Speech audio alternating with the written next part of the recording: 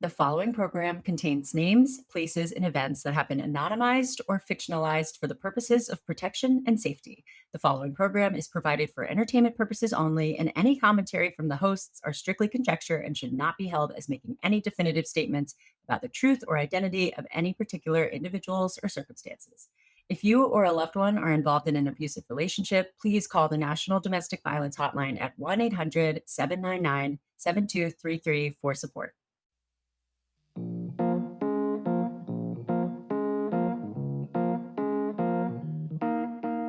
Happy dating detectives Monday. I should write our theme song for the. No, I'm just kidding. That's not a thing. Hey, you take a crack at it. I don't want to squash any of your dreams. Claire, our guest, is a singer, and our Dogfish is a rapper, apparently. I've been thinking a lot about that. I mean, I've been thinking of it as not to diminish the loss of her cat, but the dead cat rap. That's I'm just terrible. like, I Come got it. I on. wish I could have been a fly on the wall, but also not. So if you have not listened to last week's episode, part 1, Claire walked us through the beginning of her relationship with Ryan. And at the point where we left off, they're about a few weeks in. Like, this is a whirlwind situation, which is a commonality among a lot of these relationships. Yeah. So they're a couple of weeks in, and we left off right where she gets a call that he's had a heart attack. Yeah. Yeah. And he's had some medical stuff up to this point, kidney stones, a lot of sweat, real sweaty guy. And like, that's, hey, if you're a sweaty person, that's a human thing. But with him, I'm like, what's going on with all We the got sweat? a lot of There's something happening. Yeah, right type messages. Like, oh, heart attack. Yeah, right. Yeah, right. Oh, your theories were great. And some of you, I think, were on the right track. So let's Yeah, see. thanks for participating and sharing with us what your thoughts are. So thank Yeah. you for connecting with us and sharing on your socials too. So many of you will be like, "Oh my gosh, you'll never believe this episode of the Dating Detectives." And then next thing you know, one of your friends listens. They're like, "Oh my gosh, I have a story for you." So it's really cool how you grow the community. Thank you for sharing. I do want to say, and I won't go into it too much because I don't want to spoil, but there is an element of this experience that is probably going to relate to a lot of people in a sad, difficult way, where it's like, going through some really hard, real stuff that doesn't always lead someone to be a dogfish, but can. So we want to extend a lot of empathy for that. And we always do a debrief at the end of our episodes to really dive in, just Mackenzie and me, like what we can take away, what we can learn, what we can just discuss further. So stick around. Yeah. To reflect on everything. But I think at this point we can give it back to Claire. Yeah, let's do it. Let's hear from Claire.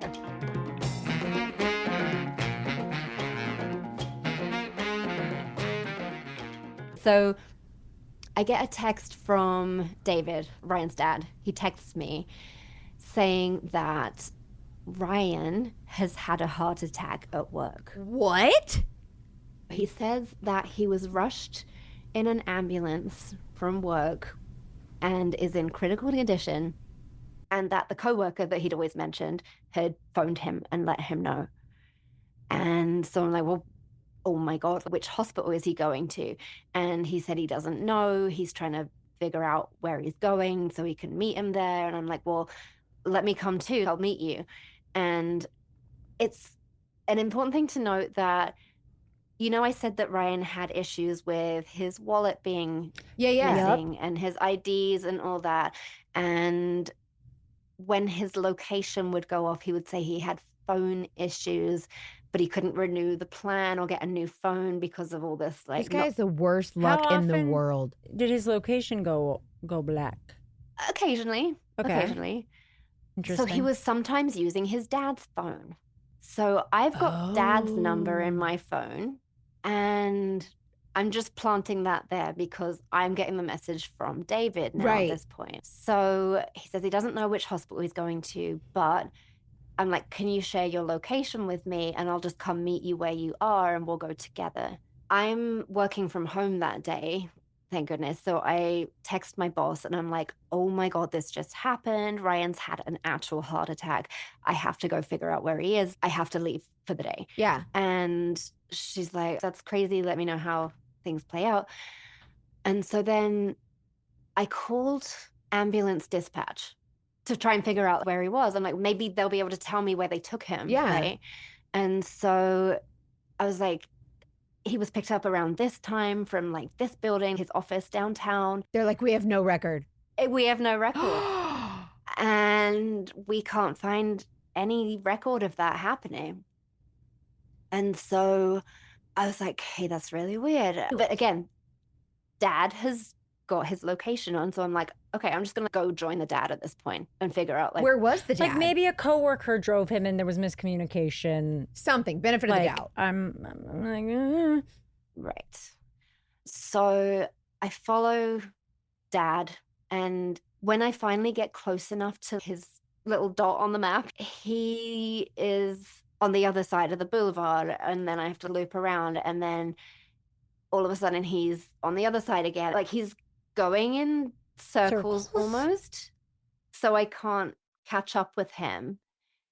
And I'm like, I don't know what's up with the map. I keep saying that I'm right next to you, and then I'm not. And he's just like, oh, it's the phone. Like, the phone's acting up again. Like, this is the dad's phone, though. So now the dad's phone act up this too? is the dad. Yeah. Also, how apparently boy. again? How soon after his heart surgery are we? We are like not even 2 weeks. Yeah, just maybe over a week. So I end up following this dot once it stays on a straight line, and I end up meeting him. He parks and he's outside of a law office downtown. The dad? And the dad. And so I'm like, what is going on? And he opens the door and he seems kind of annoyed. Like he seems kind of pissed off that I'm there. And Ryan's in the vehicle too. Oh, and does he look like he has a heart attack? He's sweaty and what else is slumped new? over. And What the fuck, dude? so he's looking very sick. And I'm like, what happened? I was told that you were picked up by an ambulance, that this guy called. And he tells me that he refused the ambulance to protect his license. He said he had what he felt like was a seizure. And if he reports that he has a seizure, then he can't be driving and he'll never get his license back. So his dad came to pick him up. And in my head, I'm not thinking, like right now, I'm like, the dad actually told me, was the one that told me that he had the ambulance, right? Like, but in the moment, I'm just very confused and worried and all of the emotions and nothing's making sense, right? Right. And so I'm like, why are we at this downtown building? And they said, we have to go and sign these papers for the transfer of the house, like the estate or something to do with the house sale. So I'm like, okay, well, I'll wait for you to sign the papers and then we'll go to the hospital, right? Like holy you're clearly shit. not okay. And so they go in and I go up with them and they get taken into this boardroom with a lawyer and I'm waiting in the lobby and it's maybe about 40 minutes that they're in there. And they come out and we go back down to the main lobby towards the car. So on the way out to get the car, we run into this guy who is apparently a co-worker of Ryan's. And his whole demeanor changes and he's like, oh, you wouldn't be able to tell right now, but I'm actually really struggling. I'm having a bit of a health issue. But they shoot the shit. And then he starts talking about like, oh, when I got the presidency, nobody ever thought I was going to get it. And this guy was like, oh, I know, right? And in my mind, it's backing up the story that he's the right? So we go get the car and he's going to drive it back to his dad, pick him up, and then go to the hospital. Still sweating. But after he's had this interaction with this old buddy of his, he starts being much worse for wear. Like it was like he put it on for 2 seconds while he was talking to this guy. And then he's very sick again. And so I'm like, okay, well, which hospital are we going to? And he's like, you go home. I will go straight to the hospital. And I'm like, no, I want to be there with you. Let me come. And he wouldn't let me. He's like, you go home. You've got the kids to pick up in a couple hours. I'll text you once I get there. Again, not wanting me to come to the hospital. So I text my best friend at this point, and I'm like, look, this is what I was told this morning. It doesn't make sense, but he's apparently going to a hospital, and I want to be there, like wherever he is tonight, if this is seriously what's happening. Like he says he's had a heart attack, but like I don't know, like nothing is making sense to me. Right. Yeah. And she's like, okay, I'll be there. I'll be there this evening. If you need to go to a hospital, I'll watch the kids once they're sleeping so you can go be with them. And so later that day, like I'm expecting he's gone to the hospital, right? And he starts texting me almost pissed off at me. Like he was angry.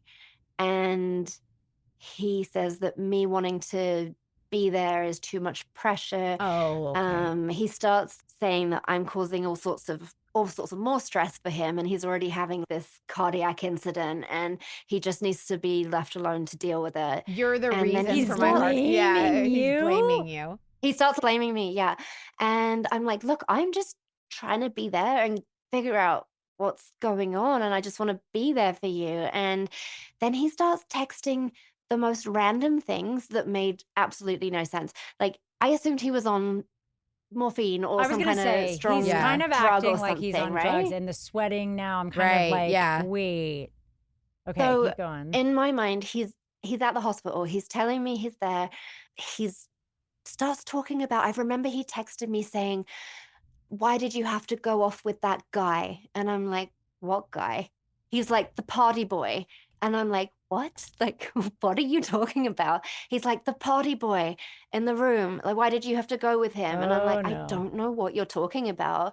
We've never gone to a party. Like, I stay at home. Like, I've got children. We've never been to a party. What are you talking about?"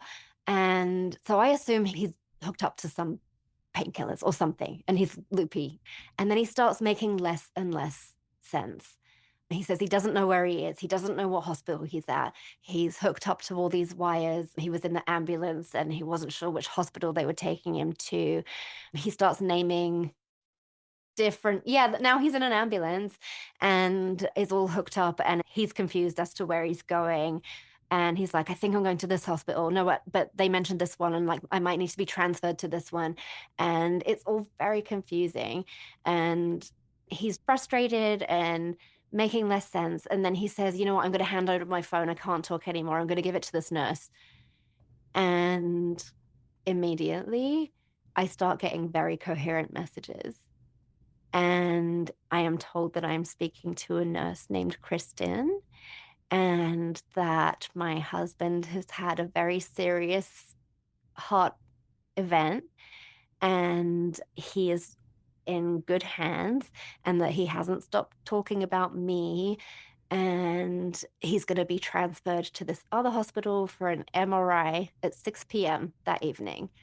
But he's a good patient. And I'm like, is he loopy because he's got morphine? And then this woman on the other end is like, oh, it's from lack of oxygen to the brain. That happens sometimes when these things happen, but he's okay, like he's stabilizing, he's going to be fine. And he just keeps talking about how wonderful you are and you're his angel. And I'm like, okay, well, where can I come at 6 o'clock when he's going to be transferred? I just want to be there.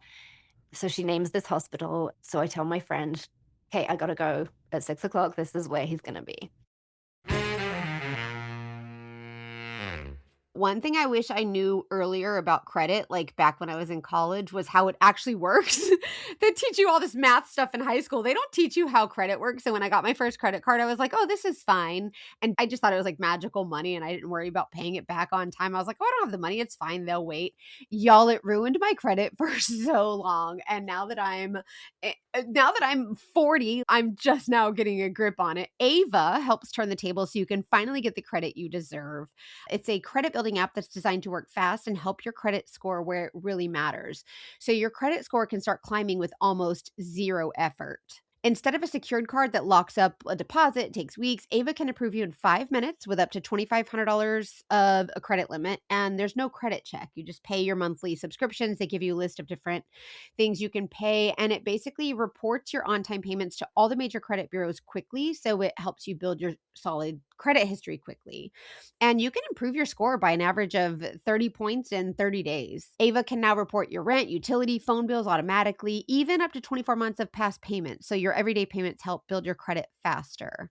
And it's all included in your Ava membership. Take control of your credit today. Download the Ava app, that's AVA. And when you join using our promo code DATING20, you'll get 20% off your first year, monthly or annual, your choice. Again, grab the Ava app and use our promo code DATING20 so they know you heard it from us, and you'll get 20% off any plan for up to a year. I absolutely love it. I've been using it for, I guess, just about a year now, and it's helped me tremendously. Use our promo code DATING20. Thanks to Ava. Now go get yourself some good credit. Mackenzie, I used to be such a gross, sweaty sleeper. Not like our dogfish in this story, I will clarify, but I would He's get so so sweaty. hot. And I'm someone who gets cold. Well, wouldn't it be nice if there were some sheets that were temperature regulated so that we could both use them and it would help both of us? But wait, there is. Wow. You guys, I love the Miracle Made sheets. And Hannah, I know you love them too. Yeah. And they are inspired by NASA technology. Which so is they're so like cool. silver infused temperature regulating, which is I love it. I love science. And yeah, and also, you guys know I'm into skincare and makeup and all these things. Most traditional bed sheets can hold more bacteria than a toilet seat. So when you're laying your face on it, like I'm over here trying to tell you, like, keep your face clean and That's maintain your nasty. self-care. And like, this is not what you want to lay your face on. So Miracle Made bedding is designed to fight bacteria and stay cleaner longer. And the silver infused fabrics actually prevent up to 99.7% of bacterial growth, which will help your skin. So it's a double whammy.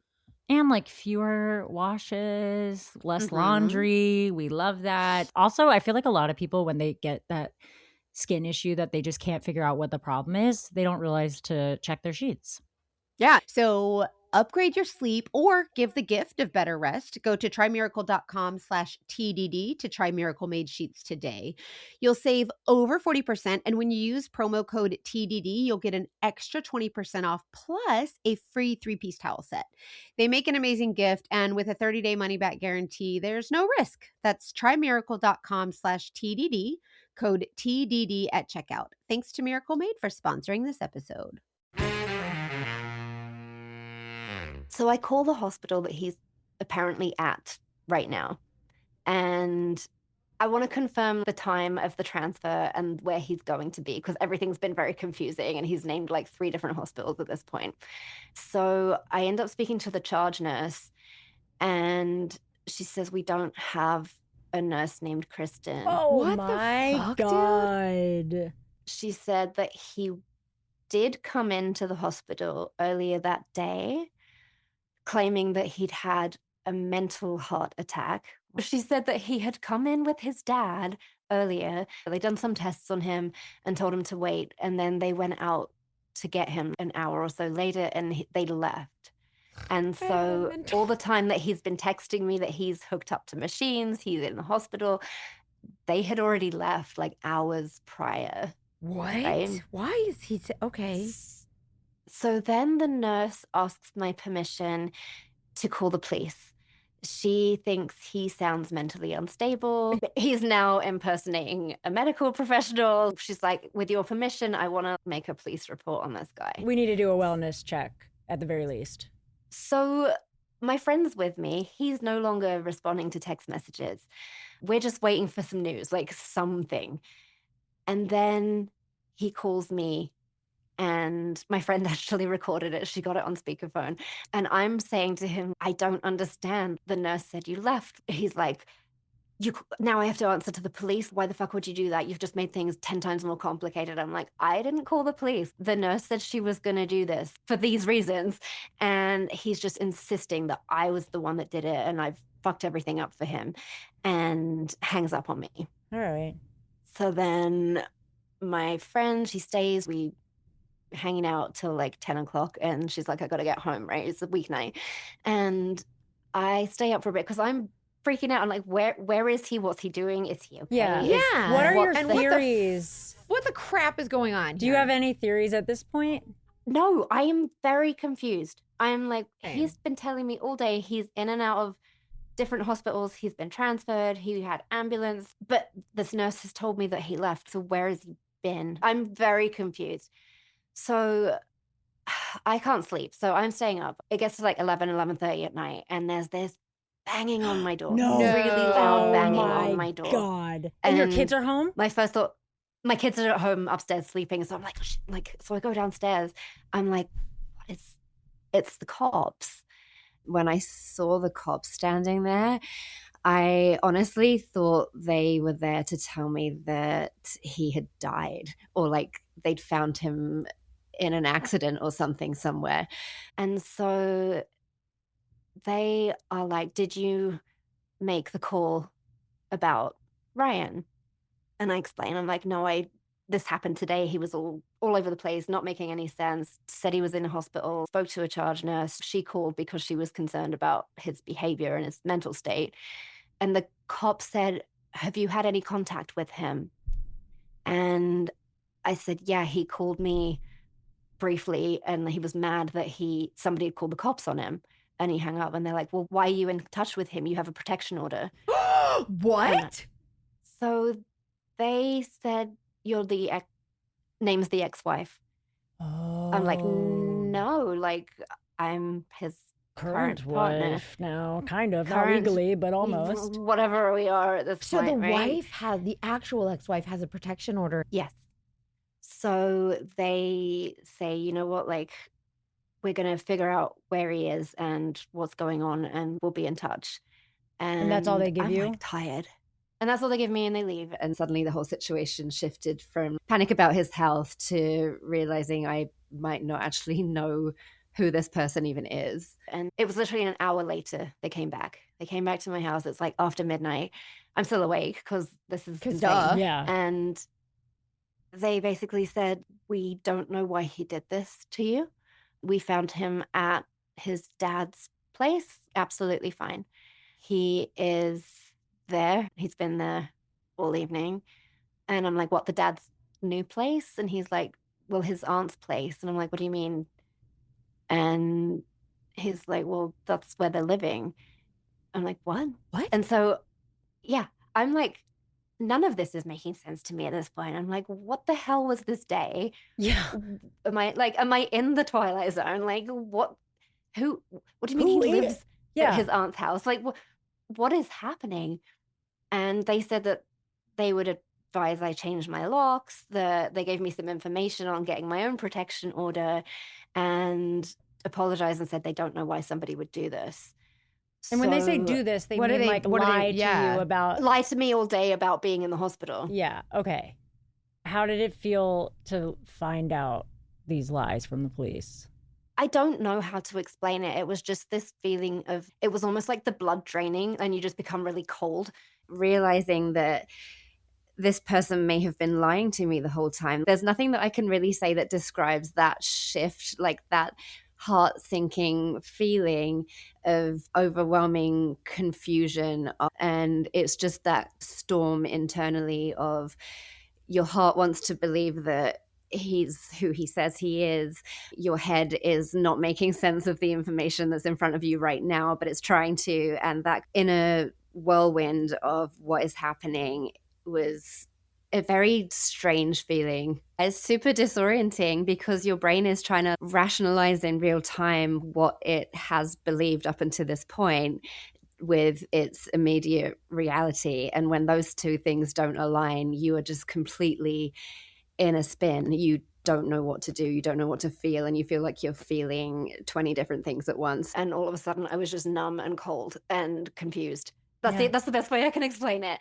And I knew the gig was up. So at this point, I don't let on to Ryan that I know he's busted. And so I FaceTime him, and I don't think he's going to pick up.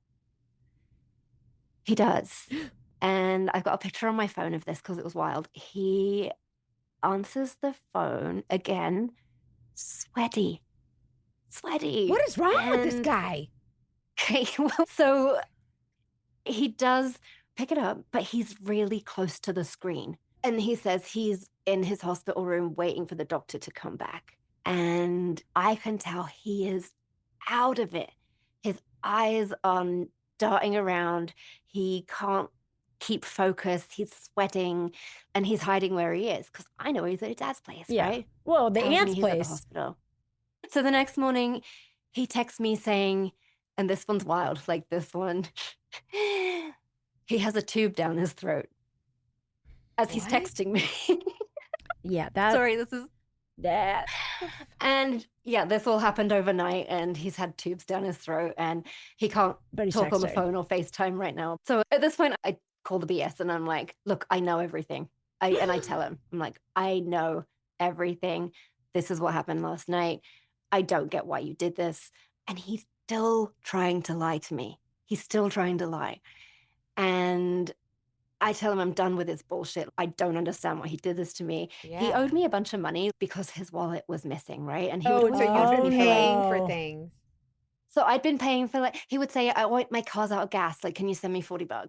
And I'd booked the photographer, and he'd said he was going to pay me back. And, oh, I need another $20 for gas. I don't have my wallet. Anyway, he owed me just over $1,000. Wow. And I know you always say you don't expect to get it back, right? Like if you give somebody money, don't expect it to see back. it again. Yeah. Yeah, but if you could get it, that would be awesome. Right.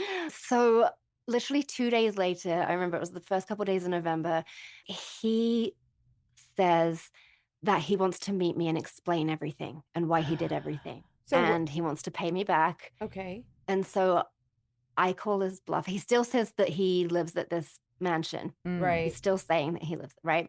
I'm like, well, meet me there, prove that you live there, and we will talk about all of this inside. Well, Yeah. before we get to that, are you now going back through the relationship and questioning everything? Everything. Of course, absolutely. And every instance of emergency that has come up, whether it's the shooting or his dad's heart attack or his seizure at work or anything. And there's been other stuff sprinkled in there too about the ex-wife, like trying to kidnap the son and just Wow. all sorts of dramas. And I'm like, well, none of this is real, clearly. And he's still insisting that most of it is, but he wants to explain the hospital thing. So I'm like, I will meet you at your place if that's where you live. If that's true, let me in the door and we will talk about this. Yeah, yeah. And I know at this point he doesn't live there. Right. I have spoken to one of his friends, his only friend. I had a phone call with him. Who was And that? His friend is basically his only friend left out of their friend group. He watches his son sometimes. They have Okay. kids that are the same age. Okay. So we had a big conversation about him. And he said that their friend group all kind of abandoned him because of all the lies and the erratic behavior. That tracks. He told me that he has not lived in that house for 3 years and he has not worked at that place for 4 years. Oh, Was he ever the presidente? He was. All of it was true years ago. All of it was true years ago. Did he tell you Um, anything about the ex-wife? Yes. So apparently he got into drugs, got fired, and that was the beginning of his downfall, basically. I mean, the sweating reaction The every sweating, time I was okay, so, well, there's another kind of reveal coming Okay. that will okay. explain the sweating. Okay. can't wait. Back to going to his place to prove that he still lives there. He has his location sharing on still, right? And so I see he's on a street right by this mansion. And so I'm like, what is he going to do? And so I told my friends, I'm like, I'm sharing my location with you. I'm sharing it with the friend also. And I'm like, I don't know what his game plan is here because why would he have me show up? Why Were you would he share scared his at all? location? So he tells me he'll meet me there, but he warns me. He's like, you've got to be careful. There's going to be police everywhere and you could be in danger. He's like, now you've got a target on your back. What the hell does that mean? So again, that's similar to what he said, that he had a target on his back this whole time. People were watching him. People were out to get him, right? So he's like, you can come, but just be careful. And if anything happens on the way, call me. Don't call anyone else. Call me. And so I'm like, what the hell? I'm like, I have to go and find out what is happening. I'm curious. I'm like, what is going to happen? And so I've got my friends watching my location. I got people looking out for me. And so I drive over there. He is parked like a block away, and the houses are huge. It's this cul-de-sac. They're massive. It's the same house he showed me pictures of, like of him and his son there. And it was exactly what he had described. But the street is dark. It is quiet. There is nobody around. Absolutely nobody there. I don't like it. And his location is now off. And so I texted him. I'm like, where are you? No response. No response. Eventually got hold of him, call him. I'm like, there's nobody here. What the fuck is going on? And he said, oh, it was swarming with police. I had to flee. They were on my tail. It was dangerous. I had to get out of there. And so I'm like, do I knock on this door? And the friend is like, don't knock on the door. It's probably some innocent family. Like, Yeah, for real. Don't bother them kind of thing, right? I wouldn't get out of the car. I'm freaked out for you right now. Oh, I was nervous, but it's a very affluent area and there's nobody on the street. It's silent. It's suburbia to the max. Like, it's fine. I am definitely a no makeup person. And so I really love Jones Road Beauty. If you are someone who does not want a complicated routine, you just want like 1 or 2 products, get out there and go. This is a great start. I've been using the Bronze Miracle Balm a lot, which is very easy to figure out what to do with because the color is just called bronze. So I'm like, oh, easy. But you can use the Miracle Balm for so much. Lips, just a little glow. The ingredients in their products nourish your skin instead of clogging or caking up, which nobody wants that. And they also have a new product, which is really good. It's a shadow stick, an eyeshadow stick, creamy, high pigment eyeshadow, but it's perfect. Like, I don't have a ton of real estate up on my eyelids, so I'm not doing any crazy designs up there. This is just a swipe, blend with my finger. Voila. Modern day makeup that's clean, strategic, and multifunctional for effortless routines. For a limited time, our listeners are getting a free shimmer face oil on their first purchase when they use code Dating Detectives at checkout. Just head to jonesroadbeauty.com and use code Dating Detectives at checkout. After your purchase, they will ask you where you heard about them. So please support our show and tell them our show sent you. We appreciate it. We love you. You know that. Also, all of the information for all our sponsors is in the show notes. I am really a broken record about how important I think financial stability and independence is for women, for everybody, but especially given the stories that we talk about. It's like you have so much more control and independence and confidence if you are on top of your money. I think it's also like specifically, I'm working on my freedom fund, which is what I call the fund that you have just in case, it's just like you have freedom when you have that fund. And one way that I'm building that is with the app Monarch. Monarch is the all-in-one personal finance tool designed to make your life easier. It brings your entire financial life, budgeting, accounts and investments, net worth, and future planning just all together in one dashboard on your phone or laptop. You'll feel aware and in control of your finances this year and get 50% off your Monarch subscription with code Dating Detectives. Getting on top of your savings seems easy. It's just like, oh, just save a little bit of your paycheck. But it's not that easy. You know that. I know that. It's so nice to have an app that makes working towards your goals so much easier. Monarch shows you exactly where your money is going and helps you redirect it toward what matters most to you. It has automated tracking, clear projections, and you can see yourself actually getting closer to being debt-free or to reaching your saving goals instead of just like hoping it happens and getting mad at yourself when you're not on track. So set yourself up for financial success in 2026 with Monarch, the all-in-one tool that makes proactive money management simple all year long. Use code Dating Detectives at monarch.com for half off your first year. That's 50% off your first year at monarch.com with code Dating Detectives. So the next day, I spoke to the friend and he's like, thanks for not knocking on the door. That would have been bad news kind of thing. But when he was saying that he was at the hospital, he knew he was with his son. And so he had his son the whole time he was telling me he was in the hospital.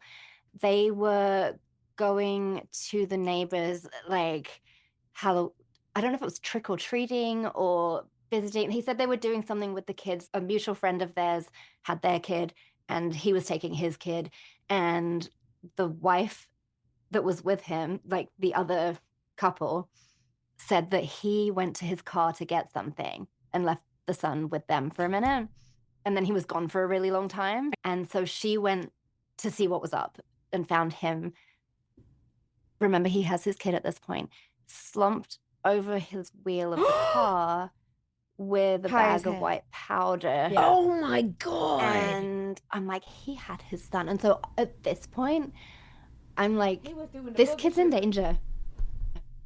This Like, is this so kid is in danger. devastating. Yeah. And okay, so now a couple days later is when everything is explained.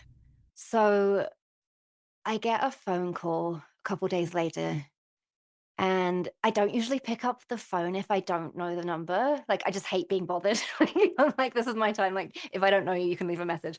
But for some reason, I answered it. I don't know why, but I picked this call up, and it was this woman's voice, and she says, "Is this Claire?" And I'm like, "Yeah." She's like, "This is Ryan's mom." And I'm like, Oh, "Excuse me?"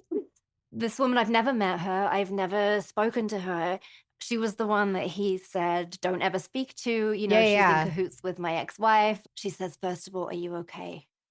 In my head, I'm like, I don't know how you got my number. Like, what is happening? She said, first of all, are you safe? Are you safe? Are you and the girls safe?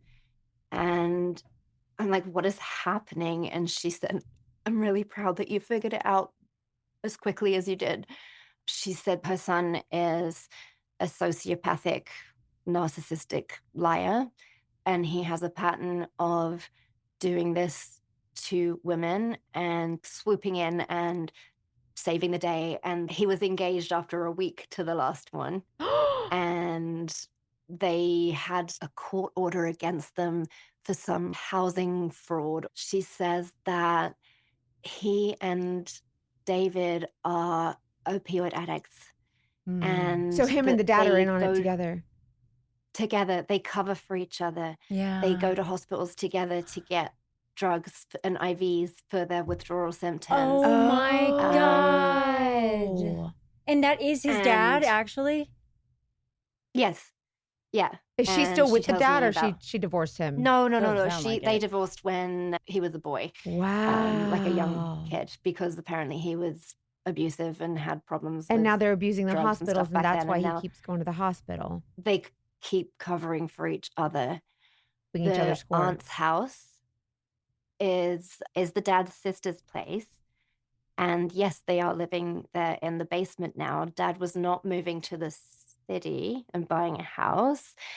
Ryan had bankrupted his father because he hadn't been working for 3-4 years. And they were doing drugs and had no money, and they had to get rid of the house. And so they were moving in with the sister in the basement. And he had been living with his dad the whole time in that shitty little room I told you about with the like horrible With Wow. nothing on the floor. shitty old bed and stuff, right? That kind of was when it clicked that a lot of the things that he had told me were technically true, but from 4 or 5 years ago. Like, he did have this job. There was evidence on the company LinkedIn. There were videos of him on the news talking about how he was reshaping corporate culture. There was announcements of him being the new president of the company. So that was true a while ago. The same thing with the house. Like, he did send me pictures of the house, inside, outside, him and his kid and his dad. And I remember looking it up on the real estate websites afterward, and there was an article about this house, and it was about how it was this custom build architectural wonder. You know, it was just like this insight of the house, and I recognized it from the pictures. And so the job, the house, it all technically had been true, just not in the present. Like, just it was 3 or 4 or 5 years ago. The mom said that when the divorce was going down, when they were separating, Wait, who? Him and his ex-wife, or the mom? him and dad? the ex-wife, Okay. yeah, Ryan and the ex-wife, when they were separating, they were going to sell the house, and she had been storing some of her stuff there because they had the room. And she said that when she went to get her boxes and things, she found just envelopes of drugs bought from the internet in with her own things that he was hiding from the wife, and that they are still married. That's why he didn't have any divorce documents. And he had just printed one off the internet. And when I looked at it closer, I was like, oh my God, it says Court of Queen's Bench, not King's Bench. And Oh. so he had just filled in some blanks and printed this off. And he's still married and won't sign divorce papers. Oh my Um, God. Wow. Yeah. So the kidney stones were not kidney stones ever. It was drugs. It was drugs. The dad never had the heart attack. Of course not. Because I spoke to the brother and he was just like, this is what he does. This is what he does. And the snacks and stuff under the sink, Yeah. I found them under my own sink in my bathroom. Okay, because he would be in the bathroom for a very long time, passing his kidney stones, right? And his mom asked me, she's like, how is he with cough syrup and stuff? And I'm like, I don't know, but I found these weird drinks in my bathroom cabinet and I found them at his dad's place too. And she's like, oh, that's he makes, I don't know, like street drugs or anything, but there was the name of some drink that you can Lean. mix with. That sounds familiar. I remember like looking it up and my friends telling me it was something like purple drink or like something like that. And that's why I couldn't wake him up in the mornings. And the other thing too was that he would go out to his car and he said that this was the only space he could write good music. And he would be in his car for like an hour or two and then he'd come back. And obviously he's been out there getting high. And this is why I can't wake him up in the mornings. But there was complete outrage that he had, not just the outrage came more from the fact that he was doing it in my house than the fact that he'd been lying to me the whole time about it. Like he was doing this and he was in my place with my kids sleeping sometimes. You know, they were upstairs. He would come over later in the evening. They were sleeping.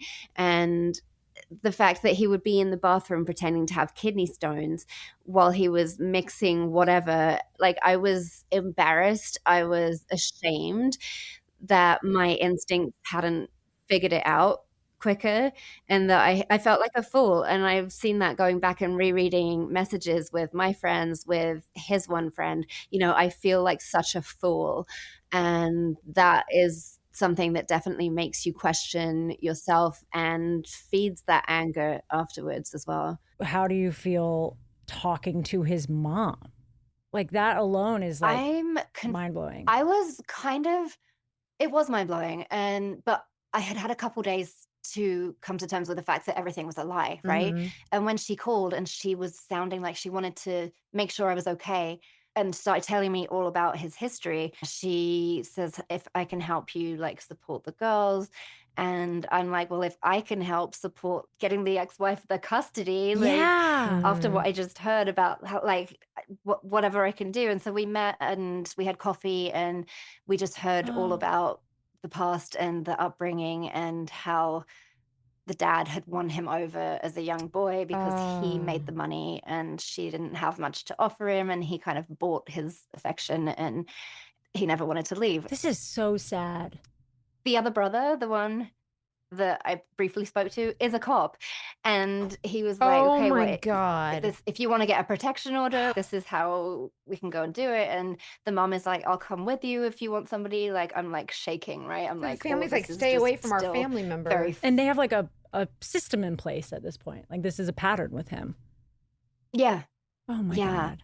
So this is why I wasn't allowed to speak to the mom, right?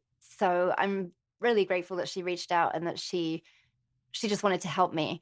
And it wasn't loyalty to her son at all. It was, he does this to women and he can't keep doing it to people, and let me my know how I God. can help you. And I think she was amazing for that. Well, as a Yeah. mom, like, how did you feel as a mom? And also, did she speak to that? Like, how did she, you know, it is her son. That's hard. She That was must like have been so hard. disgusted. Yeah. She was disgusted at the fact that he had been doing drugs in my house with the children in bed upstairs. She was just like, change your locks, like just be super careful. She's like, are you and the girls okay? She kept checking in with me over the next few days, the next few weeks. She would kind of check in and see if I was doing okay. So that was really sweet of her. Yeah. He did get in touch one more time. Uh-oh. He wanted to God. meet and explain and give me back the money. And I said, I don't care about whatever you're going to try and justify or explain. It's all a lie. I don't care about it. I don't have time for this. Just Go away. at So least do the right sweet. thing and pay me back. Just do that. I'm struggling. Like, you know. I'm a single And mom. yeah. Duh. So I'm like, well, we're doing it somewhere public. You're not coming to my place. And if he had some reason he didn't want to do it publicly, I Of can't even course. remember. He had some reason. And so he's like, no, I have to come see you at your place. I'm like, you're not coming in. I'll meet you on the doorstep, but you're not coming in. And I'm in my condo and he's on the phone and I can see his location again. He's sharing his location and he's a block away again. He's sitting on the phone, not coming in. And he's like, well, am I welcome? I'm not going to come if I'm not welcome. I'm not going to come if you're just going to judge me. Like, What's the status on your order of protection at this point? I actually didn't go get one. Okay. I didn't. Okay. But I did change my locks and blocked him on all the accounts and everything. Yeah. So he's sitting a block outside my place, not coming in, trying to ask if he's welcome and giving reasons not to come in, but he's like right there. And he starts sending me screenshots of his online banking. And it shows that he's trying to transfer me money, but it says that the transfer limit's exceeded. We've seen this before. And he says Yeah. We've seen this. and he says it's because of child support, which his mom said he's never paid. He's never paid. And so then he says, okay, I'm going to go get cash from a gas station. I'll be right back. And there's one at the end of my street, like it's close. Location turns off and Yeah. he stops responding, right? Just doesn't respond.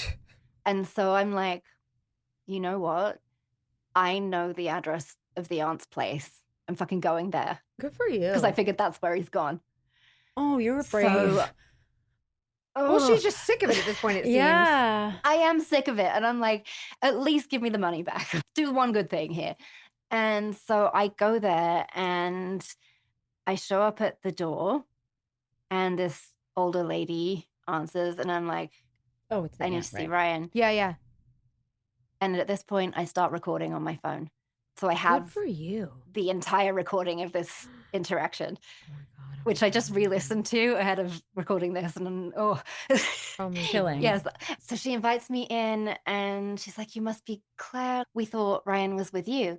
And I'm like, yeah, I thought so too. He was supposed to be giving me the money he owes me and just disappeared after. And I recount everything that has happened. And I'm like, look, he married me in this ceremony. He lied about his job. He lied about his house. He is still married. And she's like, we just thought he was so happy with you. And, you know, you were just this dream girl and you were everything to him. And I was like, so did I. But she's like, why would he do this? Like, why? He's such a lie. Why would he be? So she had no idea they were doing drugs in her house? like, No, she didn't seem to have any idea. Damn. And she seemed appalled. And then her phone rings okay, and it's Ryan's dad, stop. who's in the basement.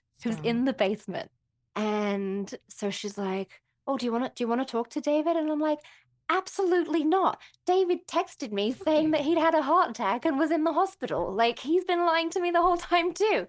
And she's like, whoa, she's like, I'm so sorry. You were a strong lady. You had to go through this and we don't understand. And I'm like, I don't understand either. I don't get it. How And did why- she not know what these two were doing in the basement? Honestly.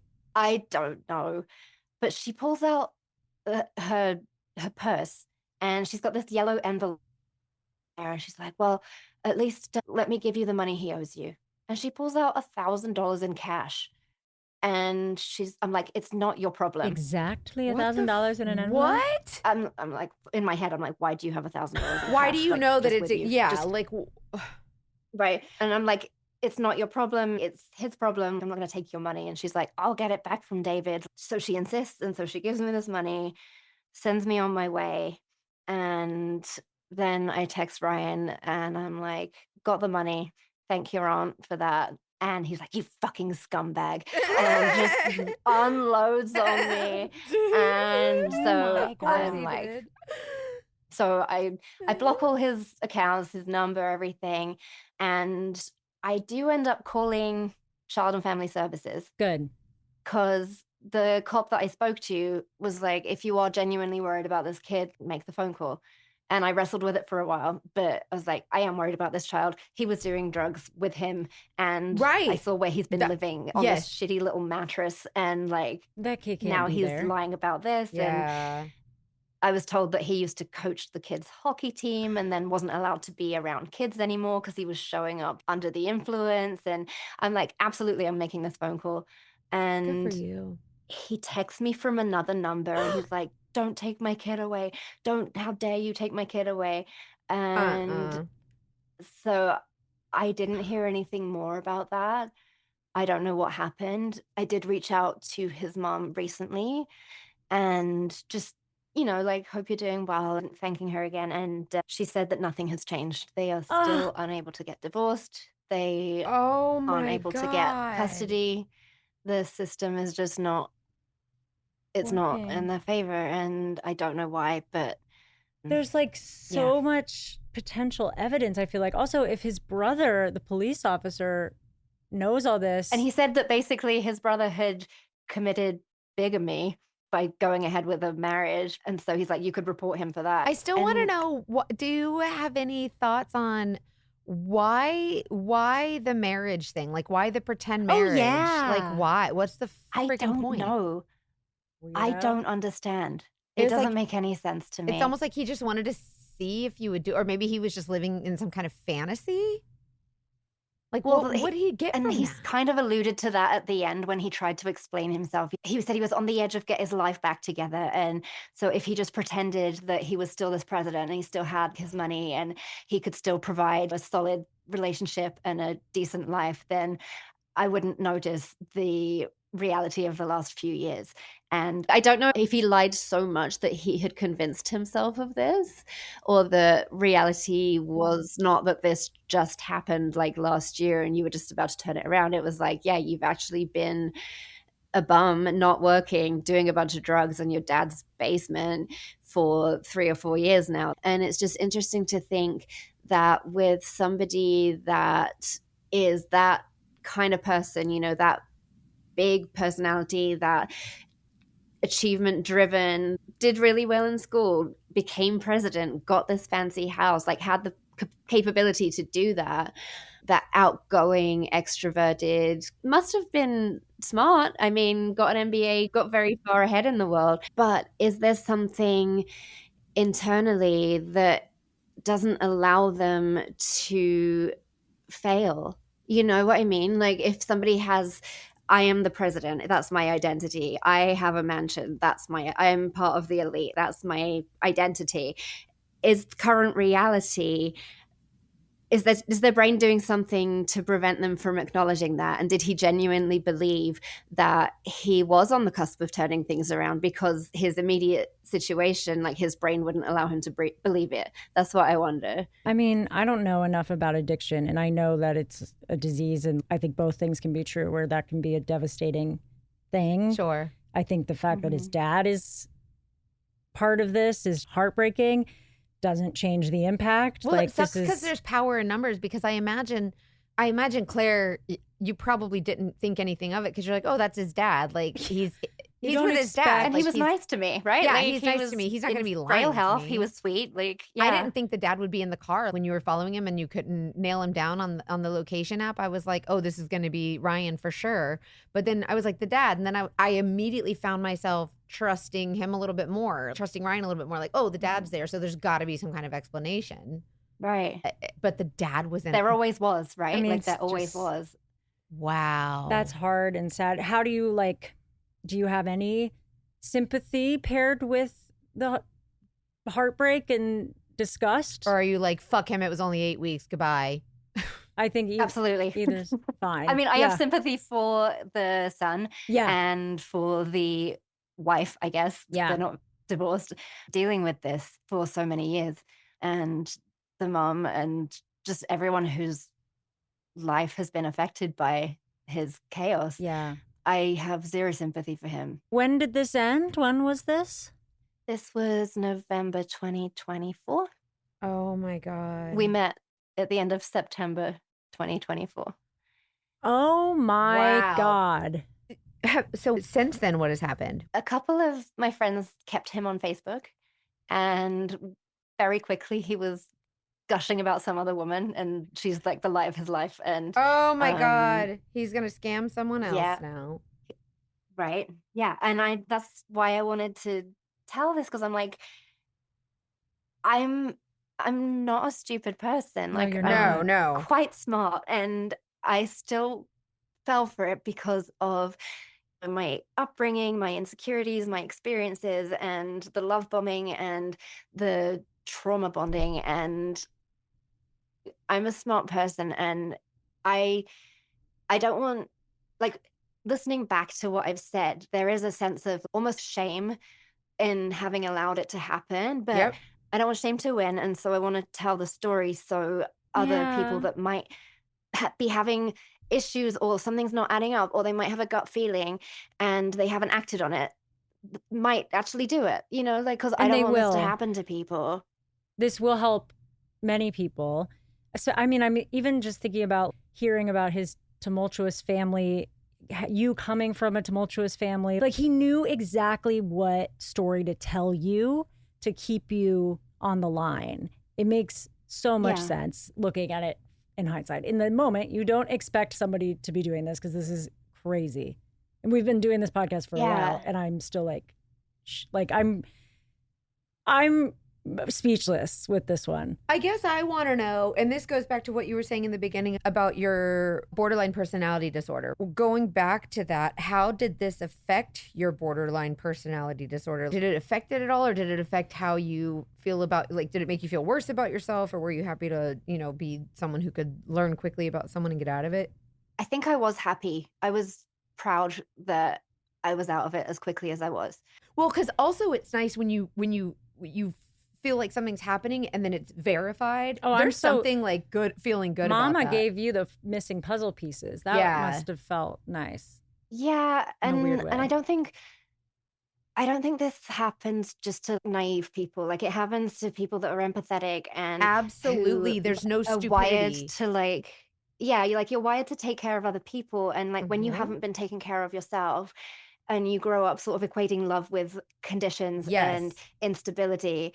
I've done a lot of work and therapy since then, and I can see how my attachment wounds kind of made me Yes. susceptible to someone who Absolutely. mirrored that intensity, and they offered protection. Absolutely. And I just hope that if somebody listening, like, recognizes themselves in that Mm-hmm. and kind of pauses before they get pulled deeper into something Yep. chaotic, then it's worth, like, putting this out there and potentially having judgment. And I really hope people are kind. And I really appreciate that Hannah looked into BPD and gave that caveat before the first part of the episode, because it can get a bad rep online. And even in some of the comments that I've seen since part one aired, like, there was somebody that said her best friend has BPD, and that the glasses, like the rose-colored glasses, are definitely rosier, but that she's the best person she's ever known. And,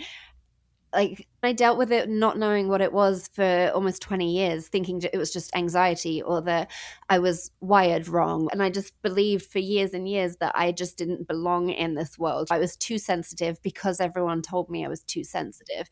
I cared too much, and it can be disorienting, and you can feel like an outsider, and you can feel like an idiot for believing and backing people like this, because your heart attaches to the things that you've always wanted and never had. And I wanted to feel protected. Whenever he said there was danger, he wanted to protect me. I wanted to feel needed, and this person made me a priority. And so it kind of tapped into all the things that I thought I'd been missing.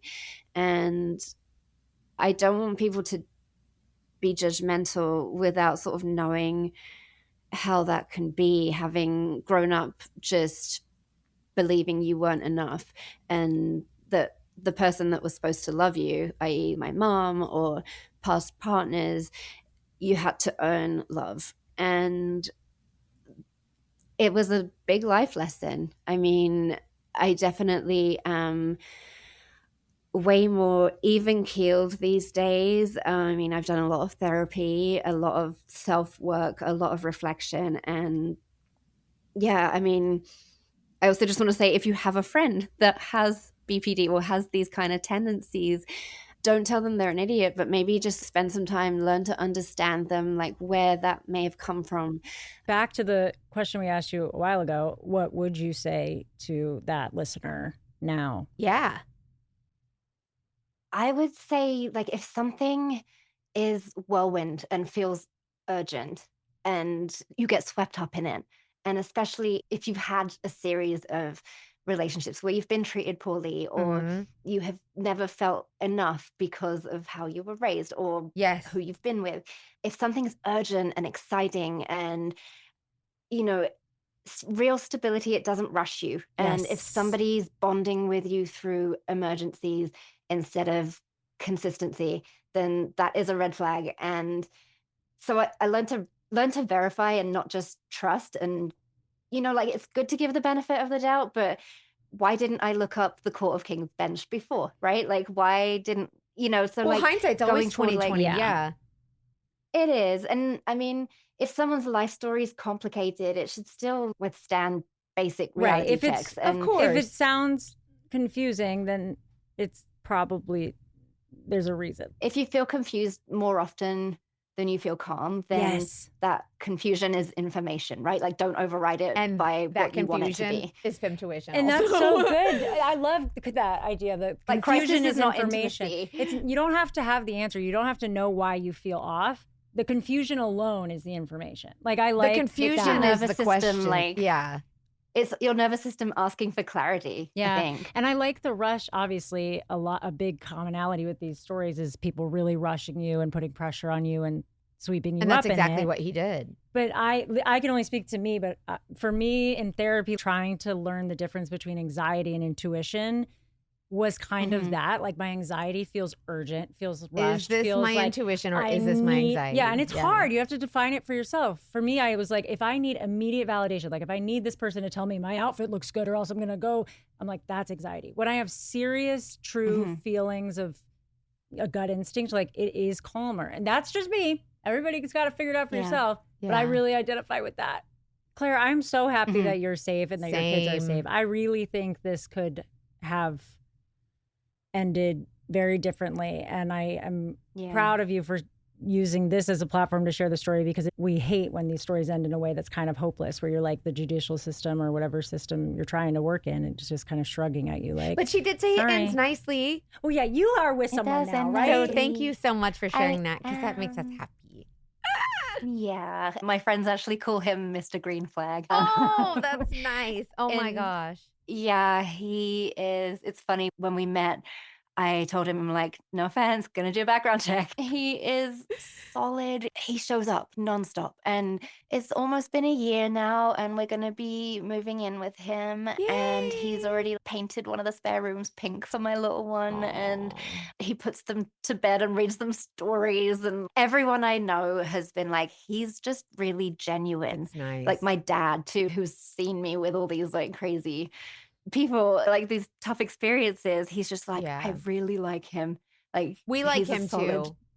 Yeah, he's wonderful. Oh, He's I know. I want a wonderful. picture of you guys, and then I'd love the recording keep of us, the keep rap. us updated. I want to hear more. And Oh my I'm- God, yes, I have to send you the rap. Please Oh send yes, me we his need rap. that. And again, we can't thank you enough for sharing, because you have no idea how you're going to help someone else. So thank you, and we're just so grateful that you're here. And we want updates and pictures and the rap.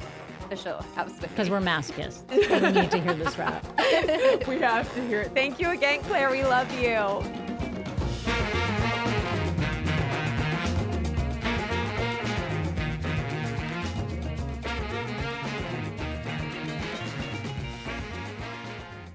Wow. There's so much to unpack. Can you believe? I could not believe the dad and him are addicts together. I mean, I think it right off the bat, we can extend the sympathy to addiction. And the fact that people go to such extreme lengths and become people that they don't always want to be, and it doesn't change the impact of their damage.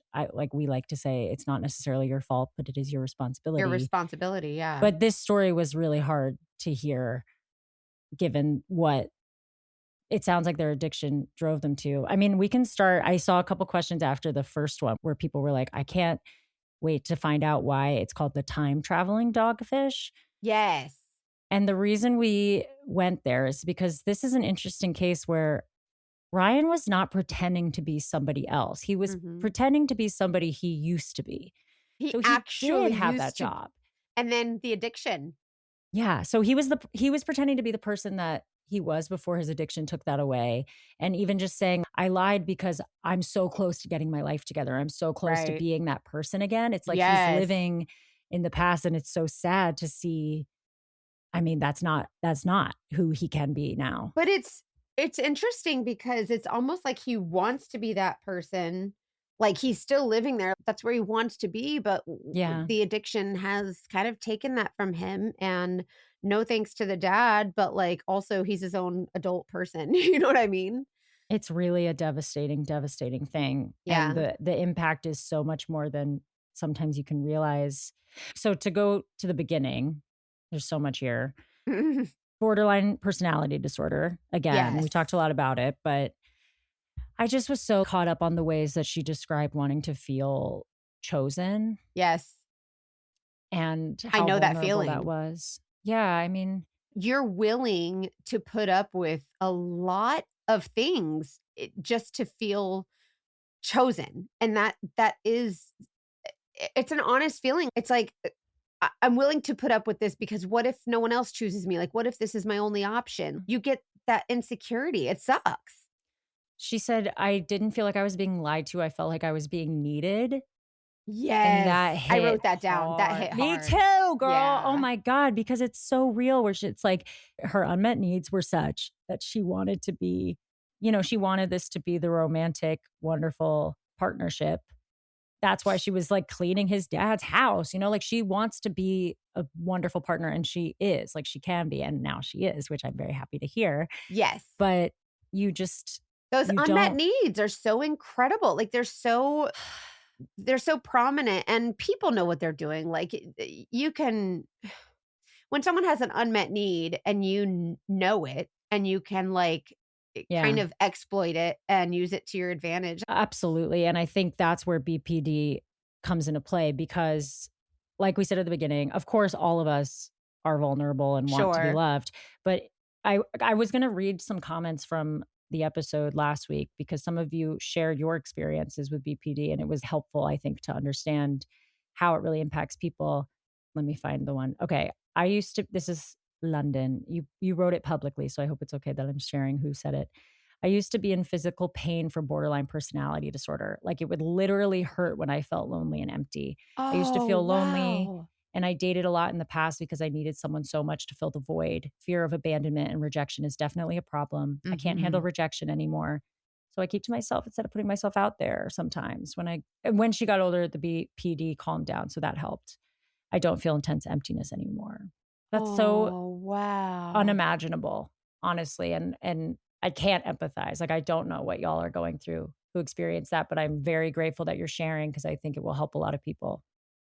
Thank you for sharing stuff like that because this person sharing that's going to make Claire feel a little more seen too. And it's just going to grow that community and that safe place. But what an intense feeling to feel actual physical pain. Yeah. And then it's like, well, people are like, well, why do you stay? Like, why would you let him do that? When you're in that headspace, there's no other way to be. Like, there's no reasoning with it. Yeah. Especially not having a ton of education around it. Yes. I imagine getting diagnosed is very difficult, and you just think there's something wrong with you. Right. When there's really not. You're not broken. You just have, like, am I broken for having allergies? Like, Right, no. exactly. You know what I mean? I hate that it's exploited so easily. I think the fact that he met her during like a really horrible, chaotic week in her own life also contributes to this, because if somebody meets me when I'm like messy and sad and like not at my worst, and they still want to, or me not at my best, Not at your best, when I am at my worst, you get it.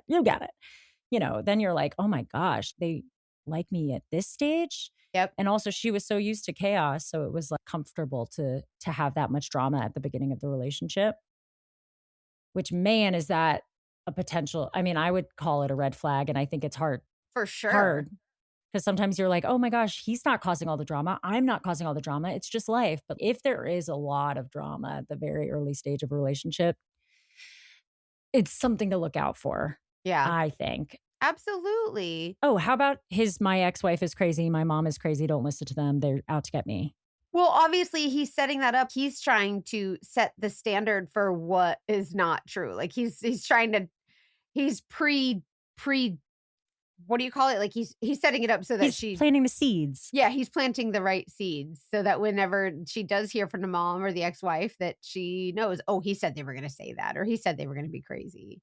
He was really good at it. And he also, I think, targeted someone who had a tough family background. So his story was even more believable and sympathetic Yes.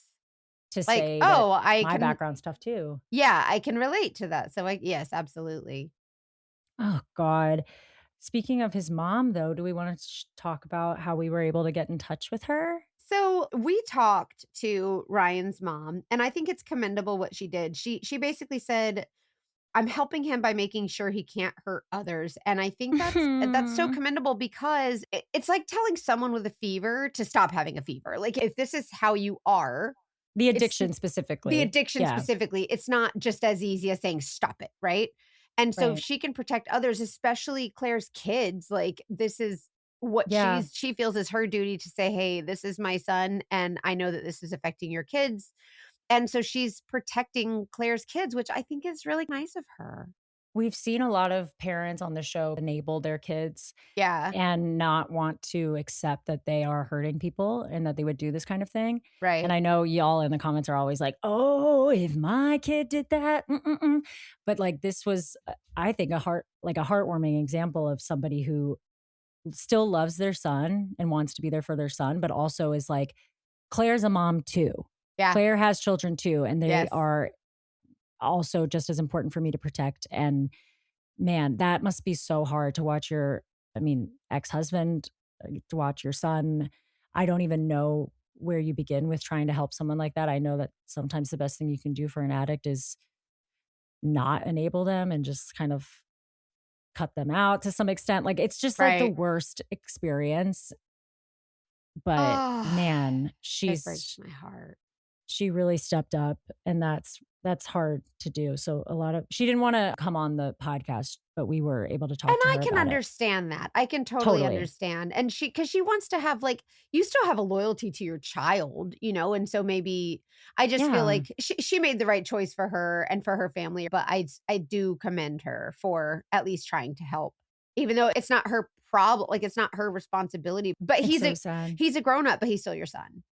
He's still your son. I Yeah. mean, I hope he gets the help he needs. I'm so happy that Mhm. Claire is doing well and her kids are feeling better. I think a quick roundup of some common things that happen on our show, like very quick progression of the relationship. He swooping in to be like a savior early on, which Yeah. is And I not mean, saying it's nice. bad because No. there are quick relationships that turn out great, but in this particular case and so many others, Yeah. they kind of turn out poorly because we sometimes it's as humans we just rush into it because it's like, oh, this is so good, yep, let's do it, let's do it. And sometimes it works, baby. Yeah, And sometimes it does. I think, yeah, there's red flags and there are deal breakers. So when we say red flag, it doesn't always mean like absolutely not, but it does mean raise those eyebrows and look yeah, in a little deeper. yes. Like sharing his location with her a week in, to me, I was like, oh, It was almost like he was trying too hard too soon. way too soon, too intimate too Yeah. soon. And also, huge one, if anybody has any medical thing and they don't want you to go to the hospital or they don't want you to be part of the They're like, medical no, don't show experience, up. I don't like Ah. it. I mean, I understand people are private and maybe don't want to be seen in such a vulnerable state, but Right. like at least telling you like what hospital they're in and sending a care package or something so you can I mean, not that you have to be verifying everything all the time, but like if they are really resistant to you being involved, I'm like always It's a little skeptical. bit of a red flag. It's a little I red mean, and flag. they were in for a couple of weeks. So I can understand, like I can totally understand. I don't want you to go to the hospital. We've only been here a couple weeks. I get it. But you're sharing your location already. Like that's telling me that this should be okay. And the fact that it's not is a red flag in itself. Yeah. I mean, also, didn't he like want to FaceTime her when he was like passing kidney stones? Like he's not worried about, I mean, quote, Yeah, it passing was kidney stones. wild. You guys commented for sure that the kidney stones is a really good way to cover up withdrawal symptoms. So correct. Because who's going to be like, let me see? Like, do you know what I mean? God. Like if you're bleeding, if you say I'm bleeding, then you'll be able to physically see a cut. But if you're passing kidney stones, no one's going to be like, let me see. Do you know what I mean? Like, where's your boo-boo? Like no one's going to say, let me see your penis. It's wild. Oh, even though I know he wasn't actually passing kidney stones, I still get a little heebie-jeebie feeling when we talk about it because that sucks. Yes. Oh, Ryan. I've heard so many Ryan. people that have gone through it and they're like, it's one of the worst pains ever. Good Lord. I mean, he certainly whipped up his sob story, even though He sure he presented did. himself as a top executive. And at one time he was. It's really, really hard to hear. But Claire is the best storyteller. And don't you just want her to like read you a story before bed? Like, what a voice. I just love her. I think she's awesome. I hope her kids are okay and her new relationship is okay. Please send support her way. She is like one of us. She listens and has been part of the community for a while. She's a sleuthy just like you. She's a sleuthy. Yeah.